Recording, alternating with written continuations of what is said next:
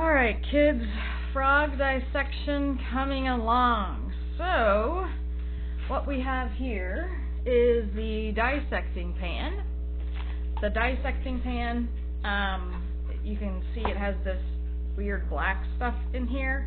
It's like a heavyweight wax that you can stick pins into. And because we're going to be putting pins in the frog, it will keep it still. We have tools. We have a couple of pair of scissors. The first pair of scissors is a little bit sharper, easier to maneuver. These are just a little bit bigger, more blunt. We're going to want to use the smaller scissors. We have the scalpel, like a knife. We probably won't even use that today. We have the pens. They're called T-pens. We have tweezers or forceps. And then we have a probe, in which it's a needle, and you can probe around and point to certain parts.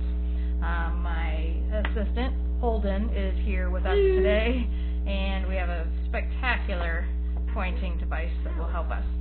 First, when we dissect, you have to have everything laid out on your table. Wearing gloves is not necessary, but most kids like to do that. Also, the safety glasses would be used, so both Holden and myself are using them for today.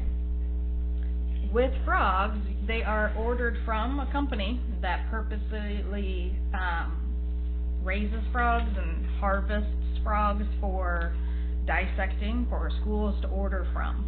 Just like anything else, you can order all sorts of organs, brains, eyeballs, things as that manner. It just sounds weird. It does sound weird, but that's what certain companies do. They specialize in specimens for dissecting. So I grabbed these from school. There's 3 of them in here. I just wasn't sure how this was going to go. And they literally come in a bag, something like this. They're more vacuum sealed, but I took out a couple, and so they're just in a regular Ziploc bag. They've been in the refrigerator for some time, and now we're ready to get started with dissecting. So, here's your frog, and so you would have received the frog in your dissecting pan. This, of course, is belly side up. Flipping it over, this is a grass leopard frog, and there's no blood. They drain the blood. We are going to take some time to take a look at the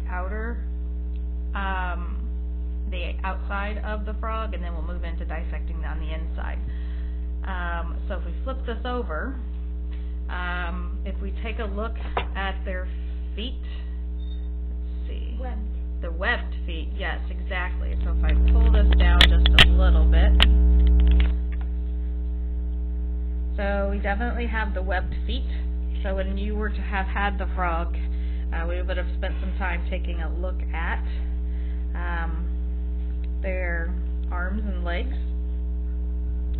We also need to take note about where their ears, eyes, and such are. So we are going to, right here is like where you would think of as their ear. Of course, this is their eye. And then their nostrils are this little dot there. Now, what's interesting about the eye, though, is that they have a special eyelid, third eyelid, in which, I don't know if these will be sharp enough, they use it to cover their eye while they're in the pond, and so that they don't have to close it and not be able to see. They can still see, but there is a membrane over their eye. It's like their third eyelid, and so it helps them see underwater. So what this right here is like is the way that I think of as the third eyelid. So I lift up the one here. That looks interesting. Oh, look at that eye. So it's just that's the eye very clearly right there. And if I go up, okay, this eyelid is already down right here. This would cover it up while it's in the pond so that they could still see it. But that's the eye, and then this is the third eyelid to cover them up. Yeah, that's just causing a lot of light there, wasn't it? So yeah, that would have been where we would have started as well. Thank you, Holden. So then, you also would have spent some time looking at the mouth. So we flip it over. We've got the jaw line there. And we are going to try to get the mouth open. And right now they're pretty solid, pretty tight. So it takes a little bit to get it open. Often you have to take a tool. Where's the drone? Huh? Where's the drone? Might work. Where's the what? The drone. Might work. The drone? What, Mom? The How what? do you not? Oh, it's right here. Oh, the probe. The probe. Sorry, I thought you said something else. Alright, it takes a little bit to get the jaw open because it's so tight. And now what we're going to do is to take a look at the tongue. But to do that, we would have had to have used our thumb and finger to open the mouth and have held it down. So that, particularly looking at the roof of the mouth, we would also notice, yeah, you're right, if we can, and I have another video out there for you, is that there are teeth up in the roof, teeth along here. There's also two spiky teeth in here as well. And so when they catch something here, they close, and then those top two teeth here are going to keep the what they're going to eat tight in their mouth before they swallow, and take care of what they are eating. So now we're going to even open it up a little further, in which we would have had to pull back on the jaw, and it would have made a breaking sound of the ligaments and bones, and Holden is thinking he's not liking that. But now we see the tongue. Their tongue is forked in the back of their mouth. Their tongue is attached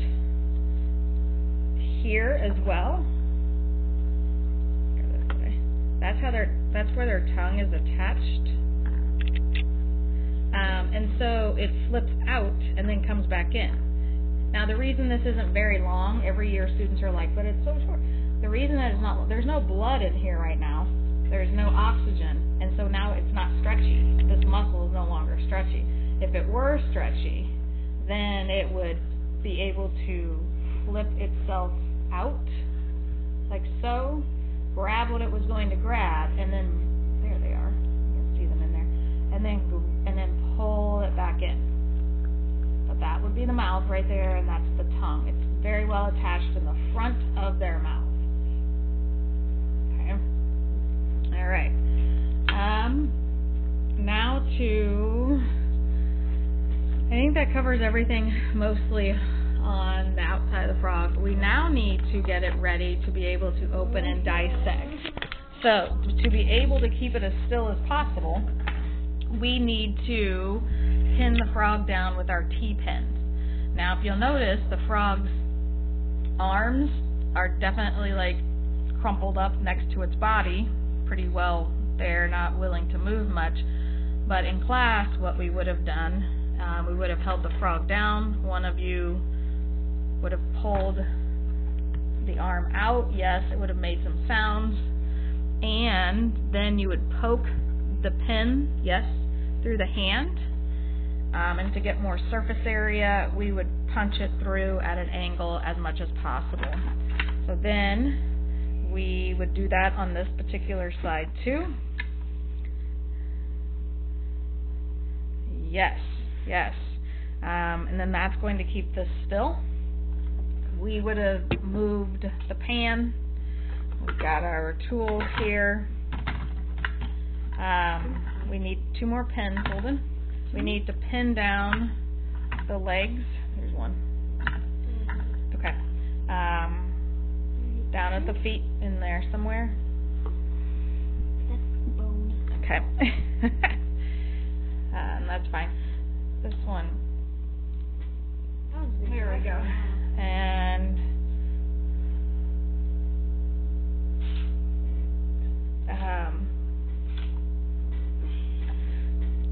also pin this one down. So then now the frog is pinned down, and Turning on I don't want any light. I was just trying to see what would be better. Well, that's Okay. not better. No. Wait, All right. what So oh, here we go. now we get to. I'm trying to get the glare off. I do not like that glare at Mom, all. we're sitting next to a window. I don't like that glare at all. So we need to figure this out.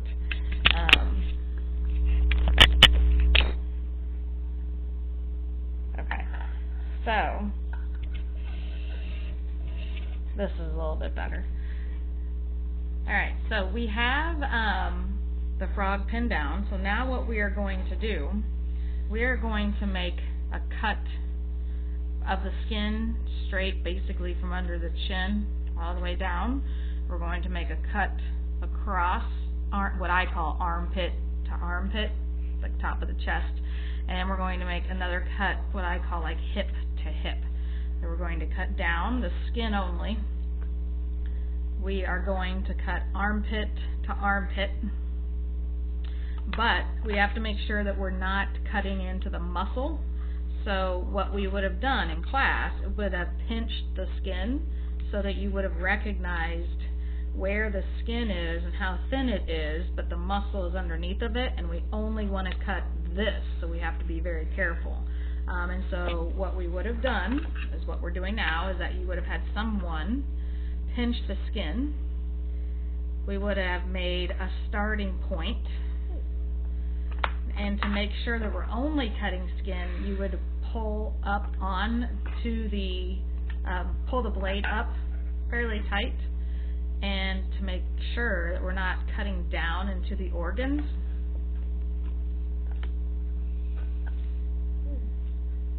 And we would just keep cutting up.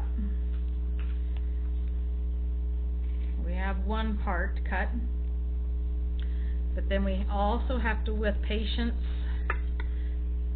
we've got to keep cutting up a little bit further to give us as much skin as possible. So now we've made from chin down to belly. Now we need to go from armpit to armpit. And so to do that, people helping you, you would have held the held the skin up, and we would have cut down the side of the frog down by the armpit, and then we would also do the same for the other side.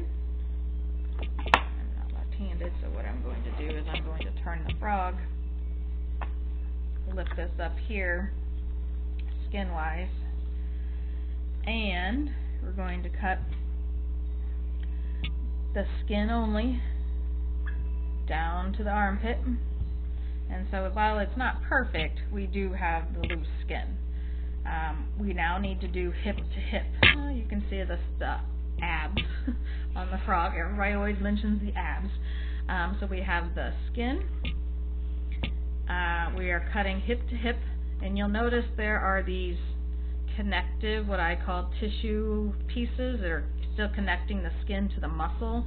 I take the scissors and I just carefully cut through that very, very thin membrane to allow the skin to be off of the muscle to help us more. So eventually, once you've cut this, the skin should pretty well lay down. We are going to cut the other side down to the hip. Again, you can see the connection here that we're barely trimming to be able to have the skin